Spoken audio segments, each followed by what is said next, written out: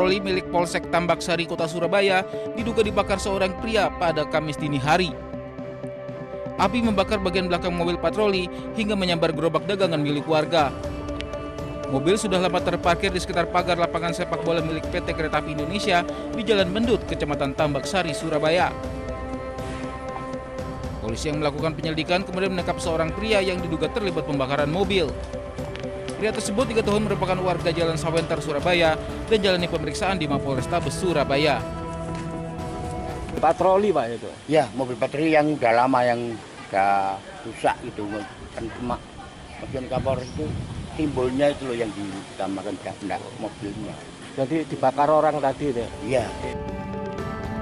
Masih belum ada keterangan resmi dari kepolisian terkait peristiwa ini.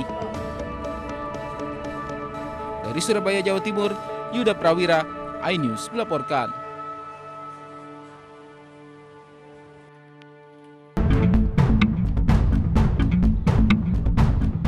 Rumah salah satu pelaku pencurian dan kekerasan di Kelurahan Blandongan, Bugul Kidul, Kota Pasuruan digerebek polisi.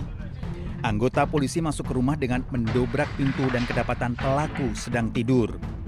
Polisi sempat mengeluarkan senjata laras pendek dan sempat terjadi ketegangan. 5 pelaku diamankan masing-masing, 2 pelaku pencurian kekerasan, 3 diantaranya sebagai penadah. Dari hasil pemeriksaan, 1 di antara pelaku sebagai otak merupakan mantan anggota polisi.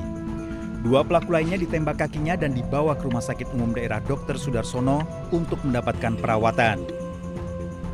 Kedua pelaku terlibat aksi curas di Desa Tambak Rejo, Keraton, Pasuruan. Dulu bekas anggota polisi dari Polres Kota Pasuruan yang sudah dipindahkan ke Polres Probolinggo,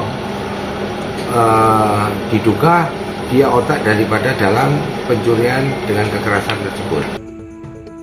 Atas perbuatannya, 2 tersangka pencurian dengan kekerasan dijerat ancaman pidana 7 tahun penjara, sementara 3 tersangka dengan ancaman 5 tahun penjara.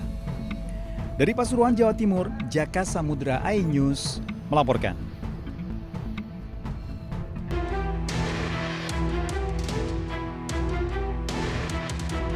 Presenter kondang Ruben Onsu resmi ditetapkan sebagai tersangka oleh penyidik Polres Metro Jakarta Selatan terkait dugaan tindak pidana penipuan atau penggelapan. Penyidik kepolisian menemukan bukti yang cukup untuk menaikkan status terlapor jadi tersangka. Menurut Kasih Humas Polres Metro Jakarta Selatan AKP Joko Adiwibowo, korban mengaku mengalami kerugian akibat janji investasi yang ditawarkan oleh pihak Ruben. Tergiur dengan janji keuntungan yang menggiurkan, korban kemudian menyerahkan sejumlah modal kepada mantan suami Sorwenda tersebut. Terlapor saudara RSO statusnya dialihkan sebagai tersangka. Kemudian dibuatkan surat penetapan sebagai tersangka. Meski statusnya sudah naik menjadi tersangka, polisi menyatakan hingga saat ini belum melayangkan surat pencekalan ke pihak imigrasi. Namun penyidik telah menjadwalkan pemeriksaan perdana terhadap Ruben Onsu dalam kapasitasnya sebagai tersangka pada pekan depan. Dari Jakarta, Raffi Wardani, iNews melaporkan.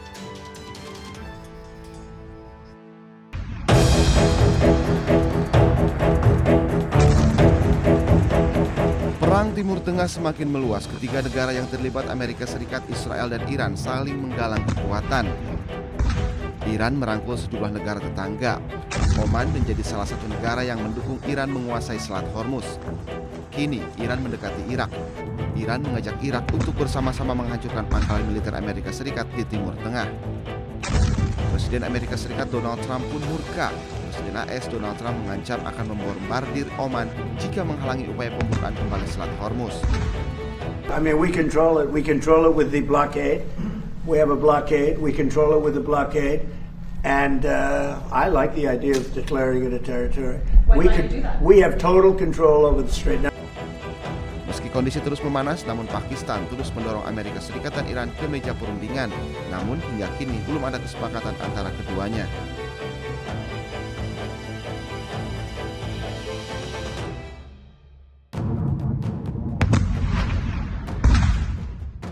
Iran mulai pertimbangkan serangan terhadap fasilitas militer Amerika Serikat di Eropa. Nantinya, serangan akan difokuskan pada fasilitas militer AS di Eropa bagian selatan dan tenggara. Tindakan ini akan diambil bila AS terus menyerang Iran. Salah satu yang menjadi target adalah Bulgaria, yang telah menyetujui penggunaan pangkalan udara Besmer untuk pesawat pengisian bahan bakar AS. Bulgaria pun telah bersiap menghadapi serangan Iran. Отношение на базата в Безмер, координирано с Министерството на отбраната и под ръководството на министър-председателя сме предприели всички възможни мерки, включително сме се подсигурили като мерките, които сме предприели са за много по-високо ниво на заплаха от тази, която реално се докладва по линия на службите и постъпващата информация. Следим постоянно ситуацията и процесите и ще продължаваме да прилагаме мерки, които са изпреварващи и са в много по-голяма степен така интензивни спрямо нивото на информацията за заплаха към момента. Tak hanya itu, serangan yang menewaskan 3 personel militer AS menjadi bukti kemampuan Teheran menyerang target dalam jarak jauh.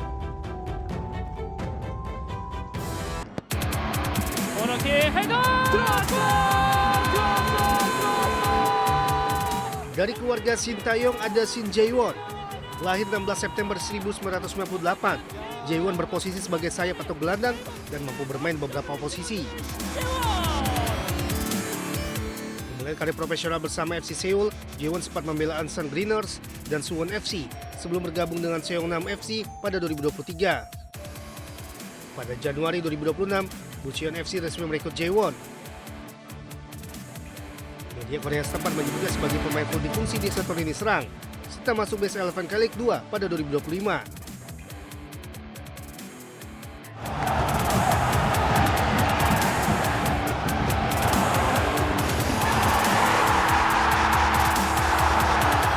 Beralih ke keluarga Patrick Kluivert, nama Justin Kluivert menjadi salah satu yang paling matang secara karir. Produk Akademi Ajax ini pernah membela AS Roma serta menjalin masa peminjaman bersama Leipzig, Nice, dan Valencia. Dan kini Justin tengah berkemelut di Premier League bersama Bournemouth. Selain kebinang bersama klub, Justin juga mendapat kesempatan membela Belanda di Piala Dunia 2026. Saat itu Belanda mengalahkan Tunisia 3-1 pada 25 Juni, Justin turun sebagai pemain pengganti. Sementara itu adiknya Sen Kluivert mulai menarik perhatian. Pada musim panas 2026, Sen mengikuti persiapan pramusim Barcelona. Puncaknya, Sen menjalani debut bersama tim utama Barcelona pada 1 Agustus 2026 dalam laga uji coba melawan Birmingham City.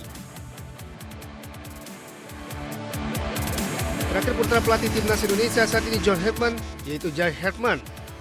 Jai memilih melanjutkan karirnya di Indonesia setelah resmi didatangkan Bali United untuk menghadapi Super League musim 2026-2027.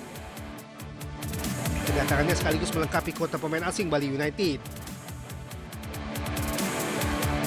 Jai memiliki posisi sebagai penyerang dan diharapkan bisa menambah daya gedor Bali United.